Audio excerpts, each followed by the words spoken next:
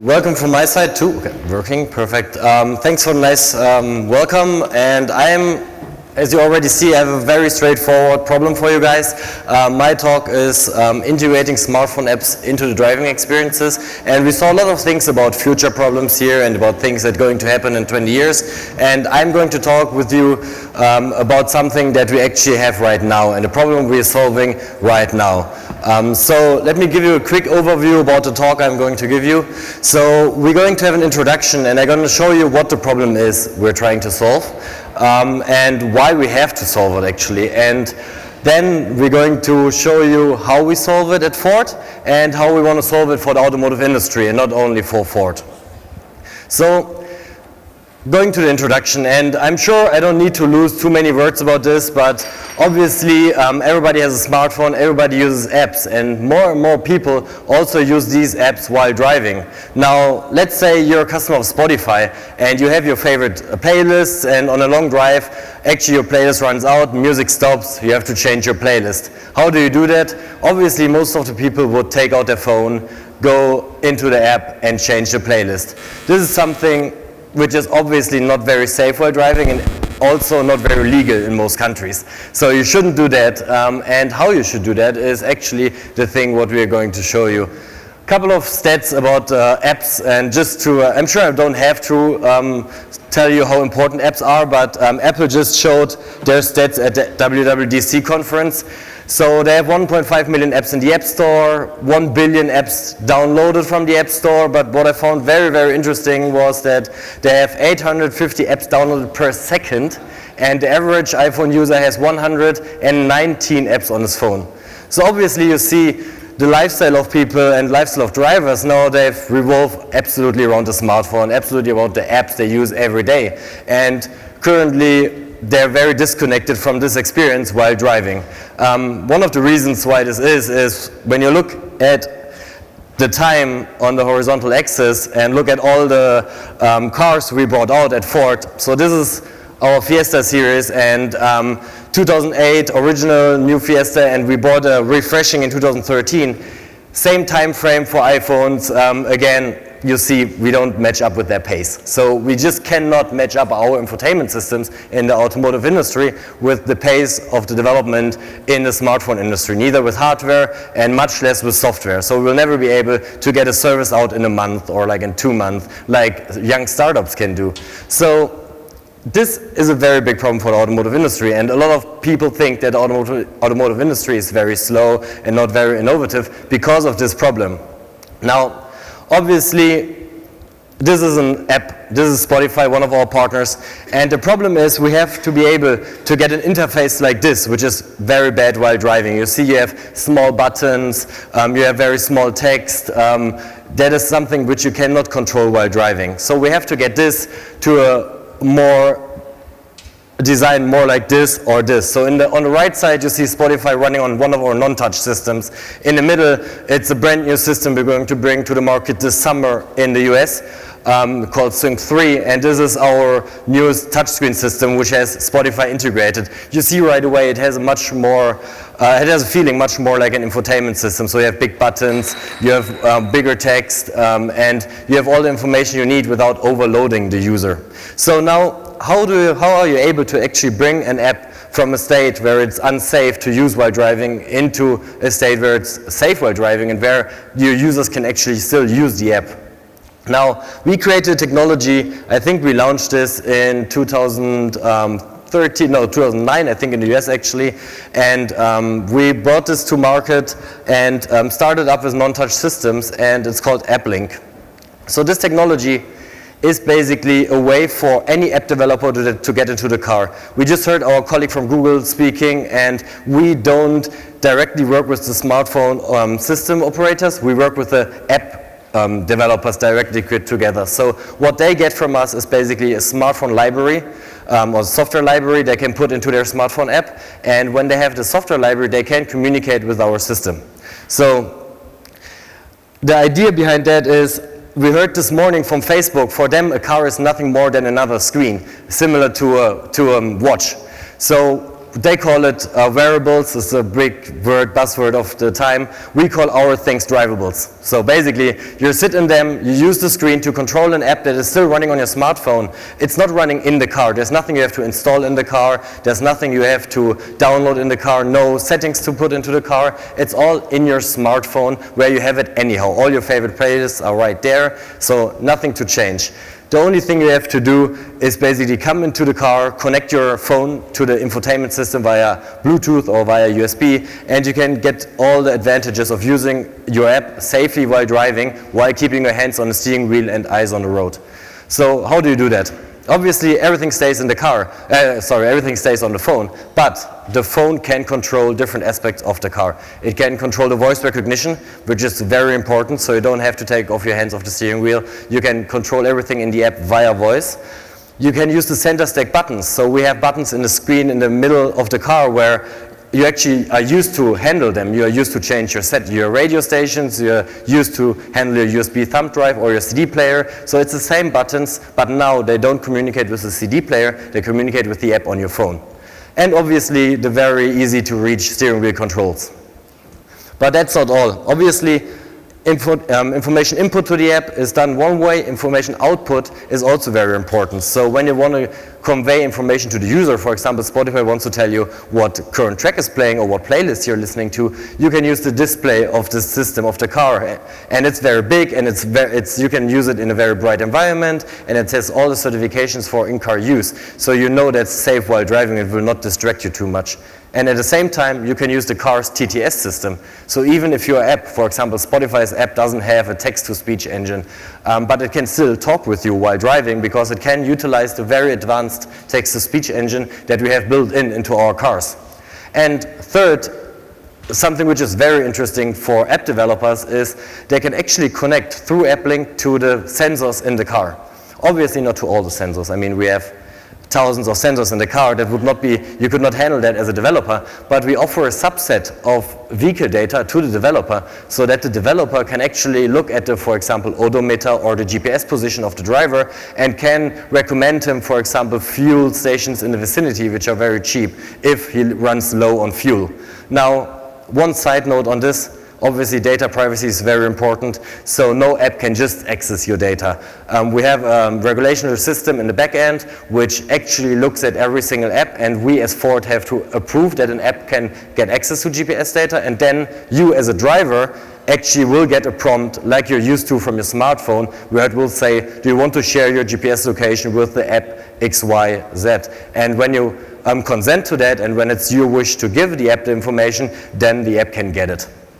Obviously, another big advantage is the app can connect in the background, so you don't even have to have it started on your phone or something. So when you get into your car with your Android phone, the app will connect automatically in the background, and let's say you drive near Walmart or whatever grocery store, and there's a coupon for that store, the app might just notify you without even being started, without sitting in the background and just getting the GPS location data at the same time. So all of that is possible because it's an integrated system by an OEM. So because we're a car OEM, we can just have the connection sitting in the background.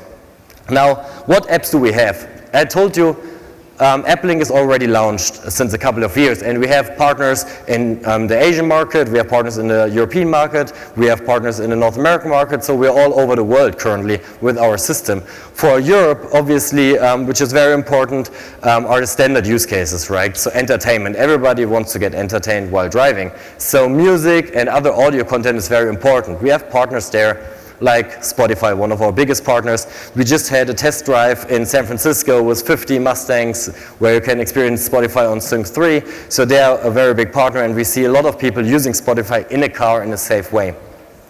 On the other hand, audiobooks are a good use case, for example, to listen to while driving, but also information. And this is where AppLink really comes into play, because it's a very flexible set of APIs and communication between apps and the car. We can also realize other use cases, not only music. So one of our first partners in Germany was Die Welt, which is a newspaper. Obviously, you cannot read a newspaper while driving, but the next best thing is to listen to a newspaper while driving. So Die Welt actually speaks news in the morning, and professional radio speakers read the news, and when you get into your car in the morning, you get a subset and the most important news from Die Welt, and you can listen to them while driving. If you don't like the news you're listening to, you just skip it with the steering wheel control.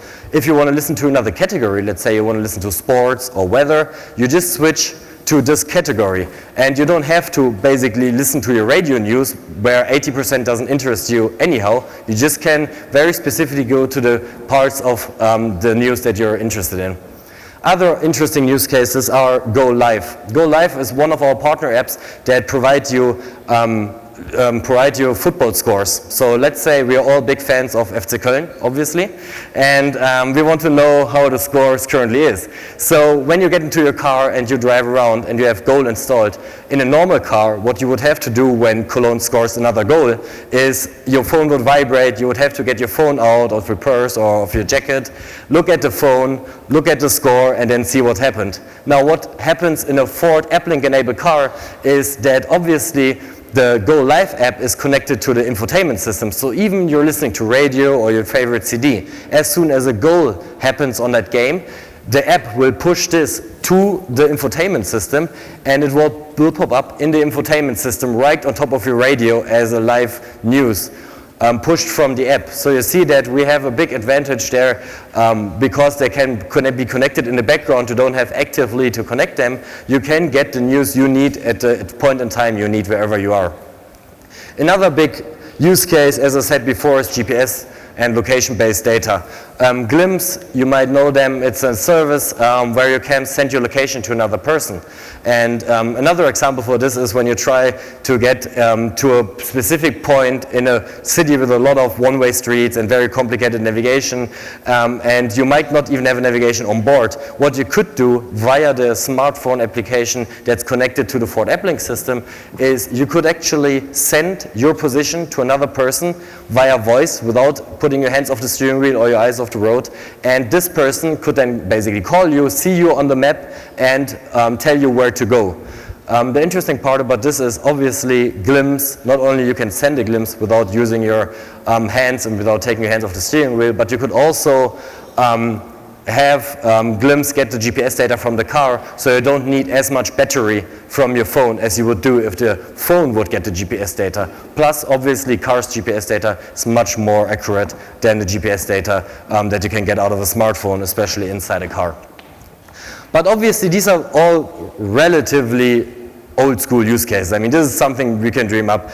There's a lot of stuff that the automotive industry doesn't come up with. I mean, we know that we have a limited view on this. We work with this every day. So we are open to a whole range of innovation and a whole range of new use cases. So we obviously try to engage the app community and the app developer community. So we have hackathons, for example, like this October in Tel Aviv. We just announced that we're going to have a hackathon there where we invite people to just bring their apps and bring their new ideas into the room, have 24 hours with us, and try out what we can do with a car and with the integration into a car. Now, the next thing I want to talk about is innovative use cases in another way, because obviously you cannot do everything in a car. Now you're driving, and there are different use cases that we don't want to allow while driving. So we have a security mechanism in place in the back end, and this is run by Ford. So only apps that are actually checked by Ford and allowed by Ford from a driver distraction standpoint are okay to go into a car and will work with your car. So we have a background system in place to control that, and we have 3 categories of apps that we don't like in a car, which is not a surprise to anybody, I assume. Moving images, videos are not a good idea while driving. So you should not watch the latest N24 news channel while you're driving around the car. So no moving videos. Then we have not a lot of text. So I talked before about Die Welt as a newspaper. We obviously didn't want to bring the newspaper itself into the car. We brought it as a spoken version. And so no long text in the car. And third, there's not going to be any gaming. Like playing Flappy Bird while driving is probably also not a good idea. So there's no gaming. So these 3 categories are basically things that we don't want to allow, at least not in such an early stage of development of this technology. So everything is in place so that the driver stays safe and doesn't use everything in a car. As much as people say I just want to use my smartphone while driving, obviously not everything that is on your smartphone is suitable while driving. Now, this was the side of the user, right? What apps does he use? What use cases does he have? A very quick outlook on what we have currently on the web for developers, because that is another thing where automotive industry is not really good at, engaging with developers. We basically obviously looked at other pages like developer.apple.com, developer.android.com and similar pages, and created developer.ford.com to give all the data a developer would need. So we have software libraries, we have reference guides, we have getting started guides, we have technical hardware documentation on there, simulators, we have best practices, assets, all you need to develop for an app link is on the web. And so you don't have to engage, or it's not complicated to engage with Ford to develop for us. You just go online, sign up and get your stuff and then integrate into your app and show us what you did. Now, one thing I said before, I wanted to talk about open source, and I want to talk about how we solve a problem in the industry, because everything we did is great, right? I love AppLink and it's great, but it will never be successful if we only have it as a Ford solution. The problem with a sole Ford solution is that app developers don't have time to develop for Android, for car brands that are different from Ford, like VW, BMW, whatever other brands. So we need a standard in the automotive industry that app developers can look at and then say, when I develop my app for this standard, I can actually connect it to a range of different car makers, so I don't have to duplicate my effort. Because the one thing startups and innovative companies don't have is actually time and money. These are the two things they cannot afford. So we need a standard. We decided in 2013 as Ford to open source our IP. So this is something which is very unusual for the automotive industry. We took AppLink, took the source code, put it online on the web, and we gave it to a group called Genevi. They handle open source standards in the automotive industry, and one of their standards now is Smart Device Link, our open source integration of AppLink. And as you can see, we already have a couple of partners on board. So we have Toyota there, and we just had an announcement a couple of weeks ago, that Toyota is going to look at Smart Device Link, which is industry speak for they started having their engineers working it.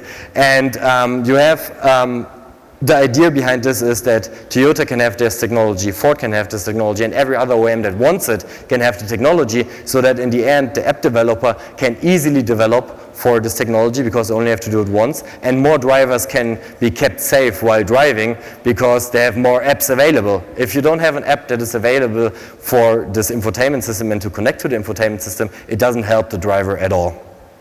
So we also follow our words. So you see, this is the GitHub page. I'm not sure, it's a bit technical for everybody, for you guys who know what GitHub is. It's a code repository where you can put software. And we have a Smart Device Link page on GitHub. So you can just go there, download it, put it into your car, or put it onto your Ubuntu, or wherever you want to try it out, and just compile it and use it. So everything is online, everything is there. We are totally open in working with that in the industry. Now, to close the talk a bit down, I just wanted to reiterate the benefits of connecting your apps or connecting apps into the car. And the benefits fall into three different categories. So first of all, we have our customers. Obviously, our customers are very used to a fast pace of innovation nowadays. They're very used to apps that come up in 1 month and they take over the whole experience and they use it every day. They could not have thought about this use case 2 months ago, but now they want to have it everywhere. So for our customers, they can always stay connected, even while driving. And also, they can control their data, which is very important. So when you give data out, when an app gets data from your car, you will never give that data out without your consent. So you will always have to say, yes, I want to give that data. We obviously, as an OEM, also have advantages from this because we can deliver innovation to the driver and we can adopt quickly. You could never think that as Ford, as a company, can deliver a service to their customers which is brand new and only 2 months on the market. But with Smart Device Link and with AppLink, we're able to have this app connect to the car, and the user can use that app safely while driving in a matter of months and not in a matter of years, which would be the traditional approach when you put it into the car. And thirdly, obviously, our app partners also have advantages from the whole integration, because traditionally, when you are an app company, you can stay connected with your customer while he's moving to his car, while he's at work, while he's at home, but you cannot stay connected to your customer while he's driving. So Spotify, for example, was not a traditional use case while driving, because it's just too complicated to use while you drive. But with AppLink and with technologies that connect apps to the car, you can get access to a very high volume platform to a lot of users that use their car daily while driving. And the average commute, I looked it up the other day, is around like 30 minutes. So you have a lot of time that you can spend with your customer while driving that you would normally not be able to do.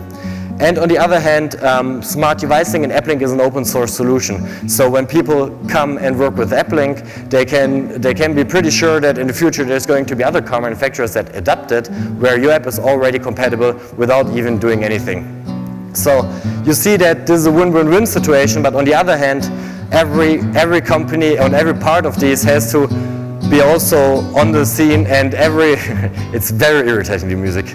I have 9 seconds after that. Yes. And then, so everybody has to be part of the whole thing. So there has to be somebody, the integration has to be in the car, in the app, and there has to be a user to use it. If that doesn't happen, the whole system won't work. And now the time is blinking, so I'm going to close the talk. Thank you.